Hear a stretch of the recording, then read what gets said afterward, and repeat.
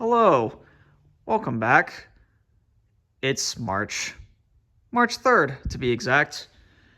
And last time I posted an update was like early November. The motor was still in the car. It was still orange. It still had a clear coat that was falling off. And I am probably about halfway through the process of getting this car rebuilt.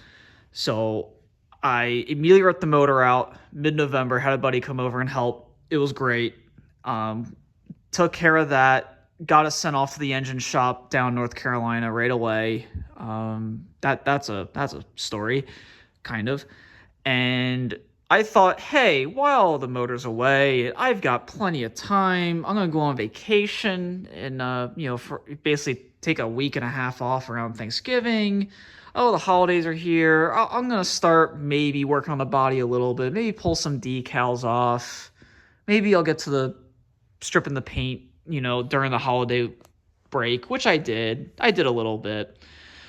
It was a nightmare. Absolute nightmare. Started with the fenders, and at least all of the front fenders, so these two and those two, they were the same bright orange color. I had two sets of them. I decided to strip them both down. Way harder than I thought it would be. I had to buy, a new orbital sander because the one I had broke, and went through a whole bunch of materials getting the paint stripped off. Just the usual crap with dealing with paint. Bought two sets of brand new rear fenders because all of my rear fenders were junk, especially after trying to pull the car apart. I destroyed them. And I also had to strip the whole body down from the orange paint. And mistake number one, don't strip your paint on the car, ever. Don't do it. It was a cluster and a half. Like, it was nice to have something rigid to hold the bodywork on with, but oh my god, it was orange all over the shop. You can still see kind of some remnants over here. Might be some remnants like buried way down there. There's absolutely, oh yeah, see, there's some orange. Like, it was everywhere, all over the shop. Yeah, definitely never doing that again. Should have probably done that while it was warmer and outside, but I was too lazy and procrastinated. So here we are. I was able to get all the paint stripped off, got the body looking pretty good. Decided to try painting the fenders first, with just like a gloss white, I don't know, it's like a Rust-Oleum lacquer from the auto parts store. Horrible idea. Please don't use that stuff. It looks like it has like an Audi R8 kind of thing on there. The stuff is terrible. It doesn't work. I followed the directions. I got it down to like a 400 or like 500 grit, whatever number it was. Nice and smooth. Had a damp cloth, wiped it down, made sure no dust was on there, and it looks like garbage on a good day. It looked terrible. This is sanded down, by the way. It had like a texture to it, almost like when it was spraying. It was drying before it got to the fender, so it just had these ripples all over it. But I did sand it down, so it does look better, but you can still see it, at least in the light. But it's smooth to the touch, so it's good enough for me, because I'm just going to wrap the whole car now. Because I was going to try again to paint it white, but with a Rust-Oleum high-performance enamel in gloss white. And it was working out pretty good for the first part of it. So if you look at the doors I've got on the rack here, I actually just painted these last week. Like, the deck lid, it looks pretty solid. I mean, it's good for a camera, right? Like, looks good on camera. Probably not as nice in person. It's definitely I'd call it like a 20-foot paint job, maybe a 30-footer. Like, it's passable for a racetrack, right? I mean, especially with what we're doing with these things, right? This door came out really good. Hard to catch the light in it. There you go. It looks really good. I was really happy with myself, super confident that, oh yeah, this is going to turn out great. This could be amazing. I'm kind of like, a good backyard painter with the enamel paint. This is awesome. Oh, this body. It's been a bloody nightmare. I was this close to just grabbing the tractor and just running this thing over. So frustrating. So I'll start with the good parts first. I was able to get this whole area, all the sides, and most of the back done pretty good. The center of the roof came out decent. Now you see I sanded it, and there's a story of why I'm sanding it right now. I got greedy. Some of the paint came on thin. Like if you look at this piece over here, see that spot right there where it's just not as glossy? Yeah, it was because I screwed up and I went a little thin in that spot. No big deal. It's the bottom of the door. It'll probably get covered by vinyl or stickers or something. I didn't really care. It was fine. This though, oh my God. Like this entire area here was all light, all down here. Almost the same story over there. I think along the back here, like this whole entire area was light. This area was light. This came out really good. The rest of the body came out great. I screwed up trying to paint it outside, trying to beat the weather because I don't have a paint booth and I didn't want to go buy a tent from Harbor Freight for $2 or $3 to use once and then never use it again. So I rushed. I kind of screwed up the paint a little bit on the body. I was thinking, okay, let's let this thing dry and maybe we can give it a second coat by the end of the weekend. This is a Friday. Wake up Sunday morning. I'm kind of out here wrenching. The paint feels really good. Read the can. Oh, yeah, you're supposed to wait like 48 hours before you do the next coat. I'm like, it's been 42, 43 hours. Like, oh, it's good enough. Well, if any of you guys are body people, or if you've painted cars for a living or just as a hobby, you know what probably happened. I sanded it all off at this point, but essentially when I painted the second coat on the roof to try to fix the not gloss issue, just the paint being too thin, immediately all the paint that I was putting on just reacting and just kind of like getting like this like rough texture on there. I did sand most of it off, but you can still see it in some spots if I catch the light right. Yeah, kind of like that. Yeah, if you look here, see that texture? It's almost kind of like hexagons. It's really hard to see it on camera because I did sand off most of it. I should have gotten a good picture of it before I took it down, but it was horrible. It was all over the roof. The entire roof was ruined. This whole area that was thin was ruined. You can see I had to sand it all down already. It was horrendous. And at that point, I just gave up. I said, you know what? Screw it. I'm not a body guy. I'm just going to wrap it in like a really cool blue pattern thing, slap some numbers and sponsor logos on there, and call it a day. I don't want to... I am never going to paint again. I got a confidence boost of painting flat stuff really well, like the doors and everything. Mint. Really good. Love it.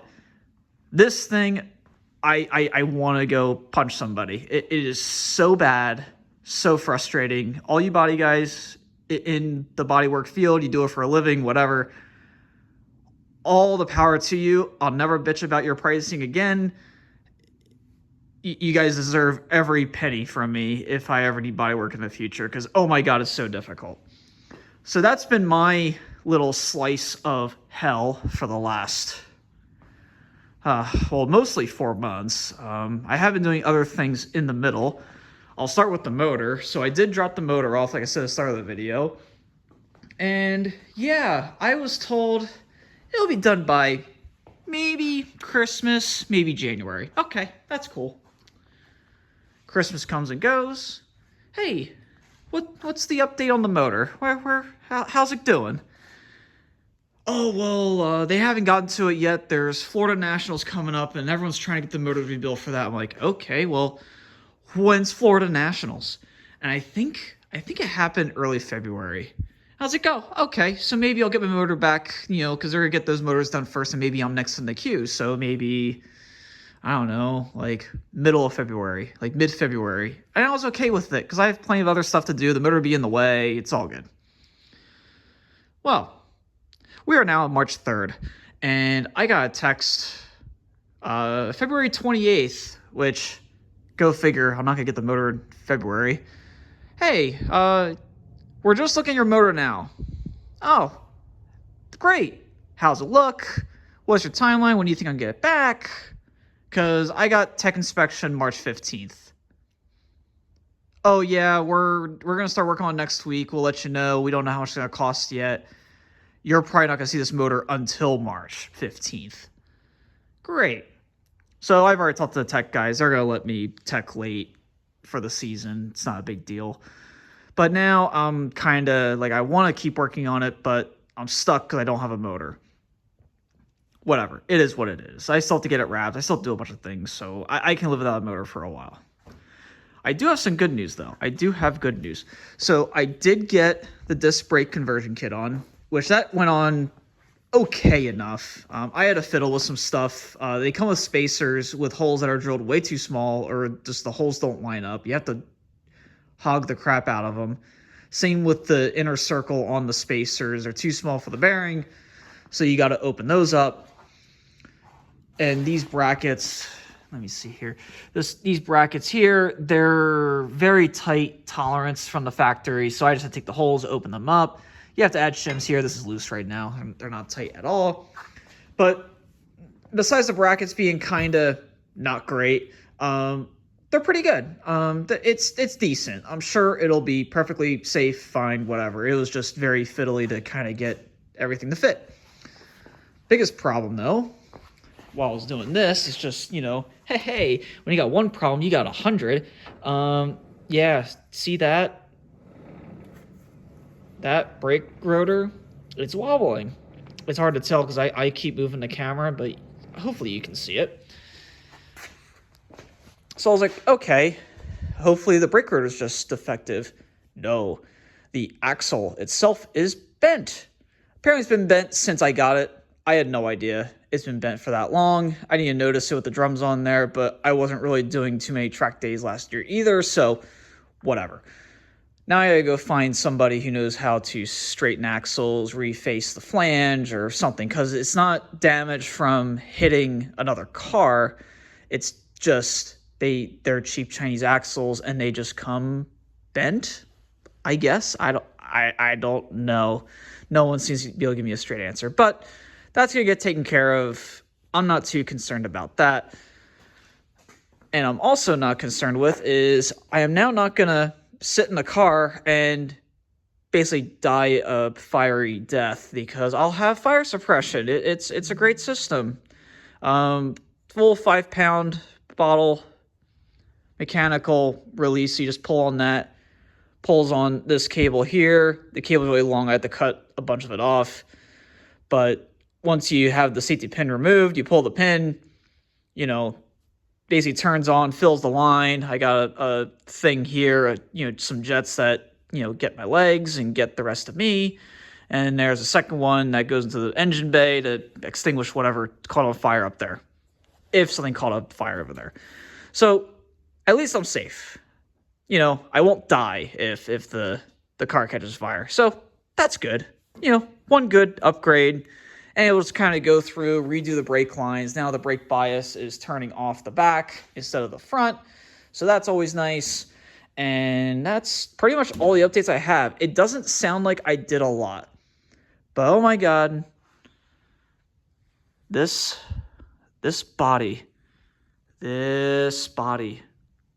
took, I want to say, 80 hours, give or take, total. Maybe close to 100 hours of just sanding and sanding and sanding and sanding.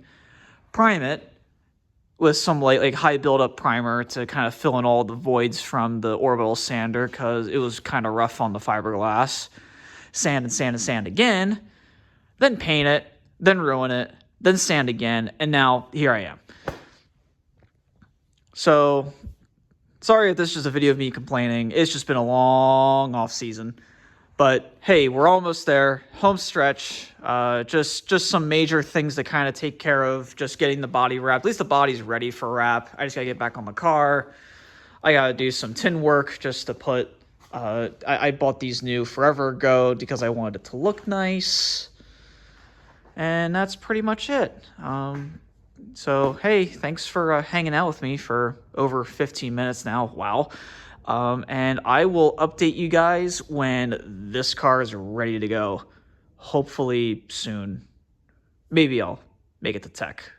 Maybe.